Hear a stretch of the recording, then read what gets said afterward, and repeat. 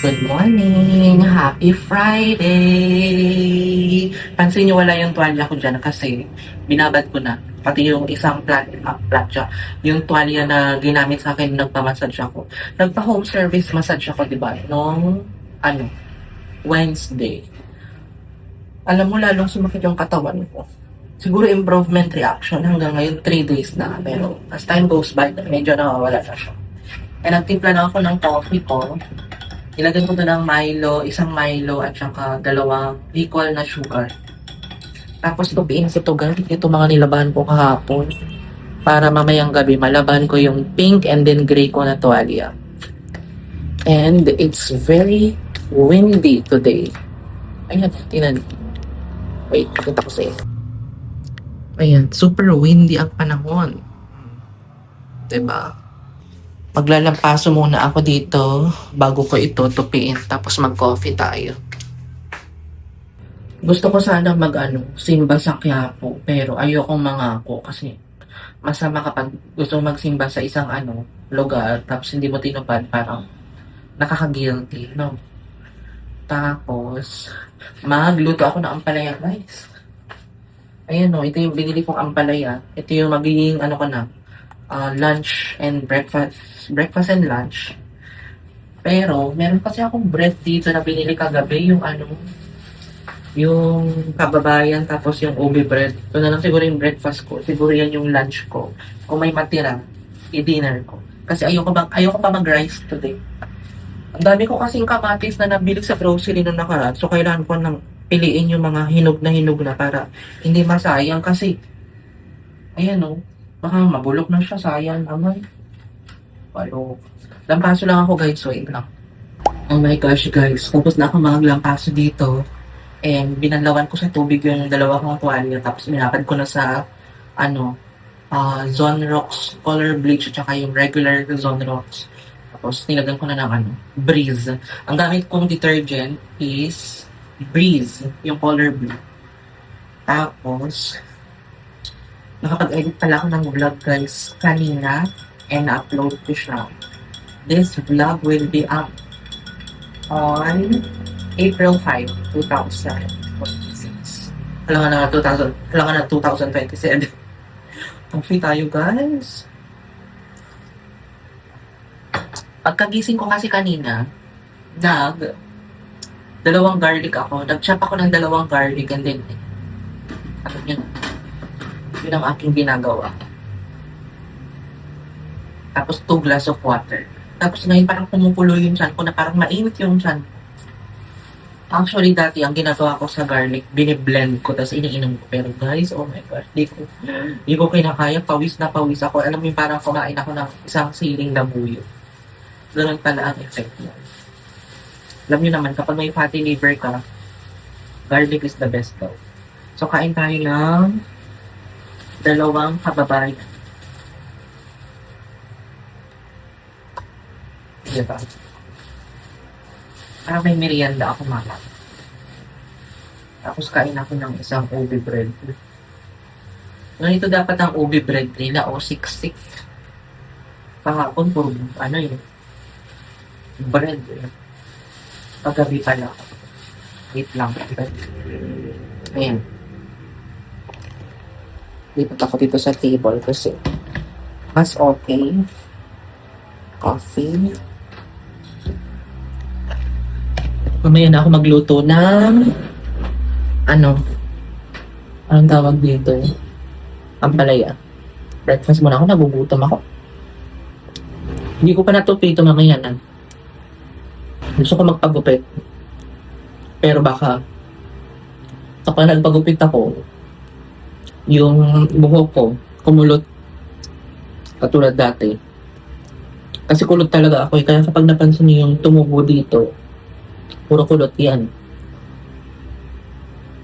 Pero baka hindi na ako magpapareband. Last reband ko na yung last year. Ang gagawin ko na lang, magpapa-Brazilian na lang ako. Kain tayo. Tupiin ko na to guys. Time-lapse ko na lang kayo. Tapos, tupiin ko to kasi magluluto na ako. Tapos maglalaban ng tuwan. of change, been through a lot of pain. Some things are not the same as they were a year ago, but all will be okay. I move on each and every day. The past is where it stays, way back a year ago.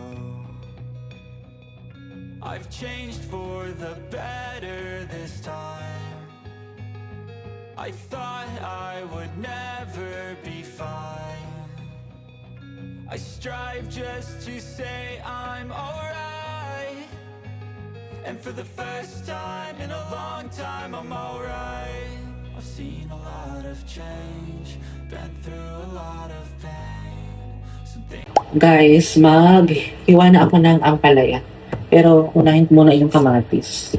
Piliin ko yung hinog na parang ilan ba? Ito hindi pa. Okay. Yung malambot na. Ito tatlo. Para mahiwa ko na ng bonggang. things are not the same as they were a year ago, but all will be okay. I move on each and every day. The past is where it stays, way back a year ago.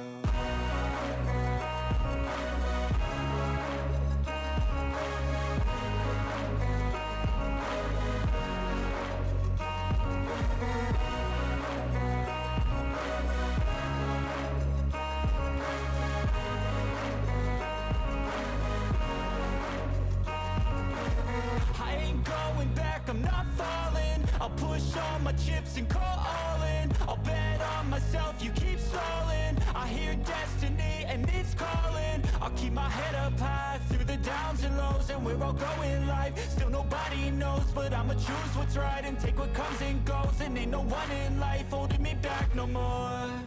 I've seen a lot of change, been through a lot of pain. Ganito lang yung hiwa ko sa ampalaya. May tumawag kasi sa akin. Ito mga insurance na to. Alam nilang may problema ang mundo, benta ng insurance. It stays way back a year ago.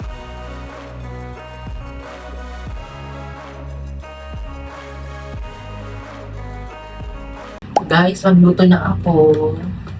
Kainit ko na itong cooking pot. Lagyan ko lang siya ng coconut oil. Hindi na ako gumagamit ng ibang oil. Coconut oil, olive oil, at saka avocado oil lang.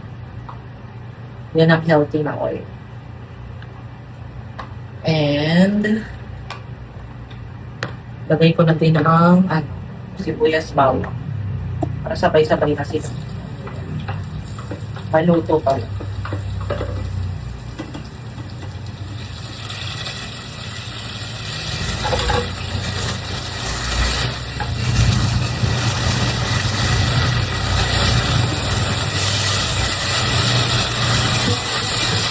Hugasan ko na din itong ampalaya.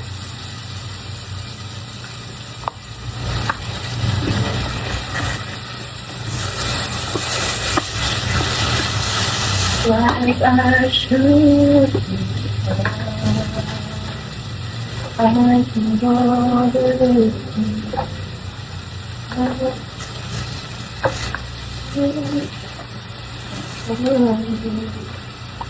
I will face it love. I will feel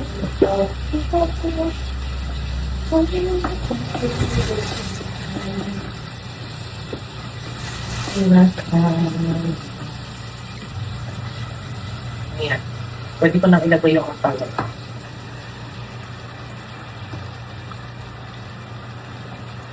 Tapos, maglagay ako ng pepper. Kung madaming pepper. Para medyo maapak. Ganun.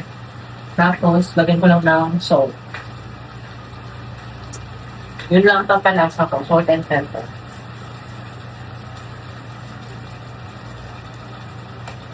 Oh my gosh.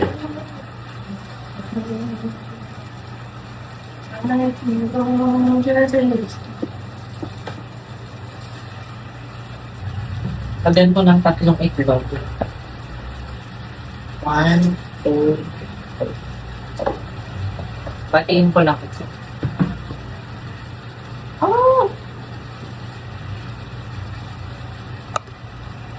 Para may protein tayo.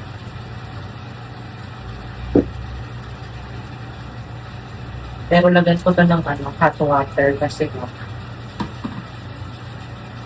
para lumambot. Ito yung pinakulo ko kanina.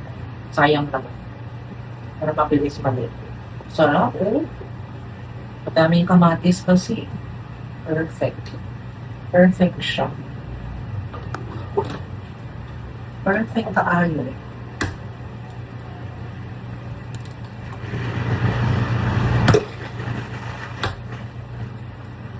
Hindi ko talaga ma-perfect ang pag-crack ng itlog. After ko nito, maglalaba ako ng tuwalya, tapos maliligo na ako, tapos kain tayo ng lunch. Actually, magto 2 p.m. na, guys. Wait, ako nagising. Actually, nagising ako 6:30, tapos gumagamit ako ng cellphone. Magsi-cellphone ako. Ano, nakatulog ako ulit mga 8:30. Nagising ako 11. So, bakit kailangan ko rin talaga patulog? I need to sleep.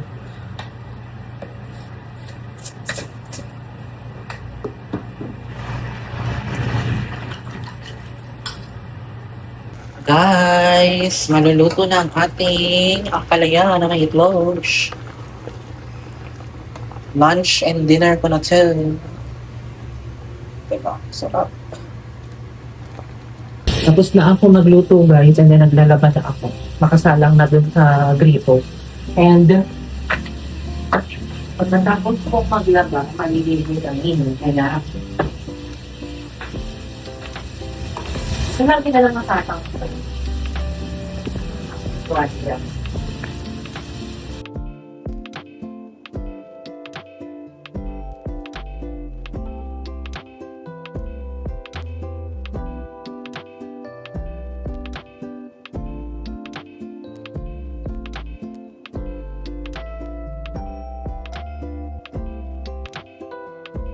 Guys, nakaligo na ako and naisampay ko na din dito yung tuwalya na nilabahan.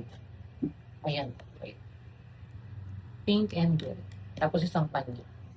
Tapos, mag-lunch na tayo. Pag 3 p.m. na, guys, kaloka. Pinatuyo ko lang yung buhok ko kasi ayokong kumain ng basa ang hair. Kain tayo ng ampalaya. Lunch and dinner ko na to. Sabi nila, kapag mapaito yung ampalaya, kapag niluto mo na, masama daw yung loob mo. Ako lang po mag-isa, paano sasama ang loob ko? Napatapos ko na yung Candy's Love, be translated sa Netflix. Ano kaya yung susunod kong panoorin? Anyhow. Nagbihis ako para mamaya mag-walking ako sa labas. Guys, sabi ko hindi na ako mag-vlog pero hindi ko pwedeng hindi i-share sa inyo to, guys. Nagluto ako ng pinangat na tambakol. Ayan. Para siyang tuna, no? Ang sarap ng dinner ko. Ayan. Yung fish na yan. Kaya nang bahala ko yan. Kain. Kain tayo, guys. Hindi ko alam kasi kung ano yung isda na to. Nakalimutan ko. Nakalimutan mo itanong. Tuna ba or tambako? Basta yun na yun. Basta isda. Kayo ba? Alam niyo ba kung anong tawag doon sa fish? Para siyang pinangat ko, pero konting suka, konting toyo. Tapos nilagyan ko ng salt and pepper. Kain tayo. Kung hindi mapapanis tong ampalaya, pwede ko sana siyang kainin pa bukas ng breakfast. Pero parang feeling ko kailangan ko siyang ubusin ngayon. Kasi may kamatis. Not sure.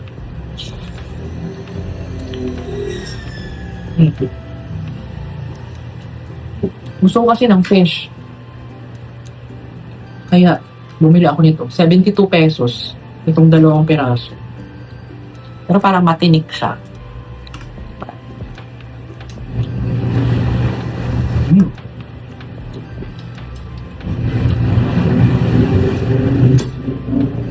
Sarap to gata. Sarap. Kain tayo. Sabi ko hindi na ako mag-vlog. Pero, sarap yung dinner eh. Nilagyan ko ng 4 na garlic.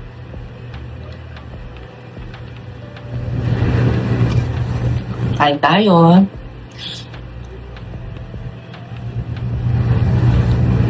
Yun lang ang ating vlog.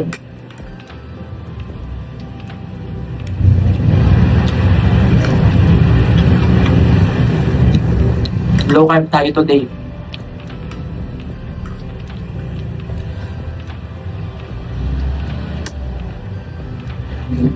Pero dirty low carb kasi may toyo to eh.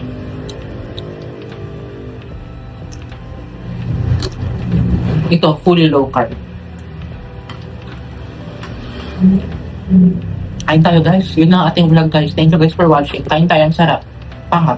Try nyo.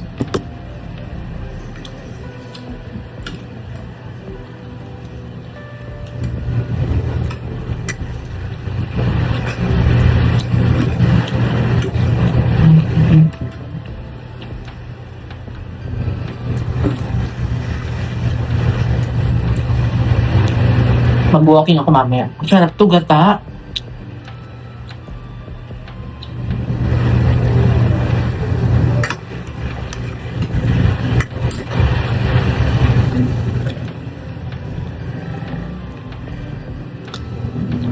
Bye guys. Good night. Kain tayo.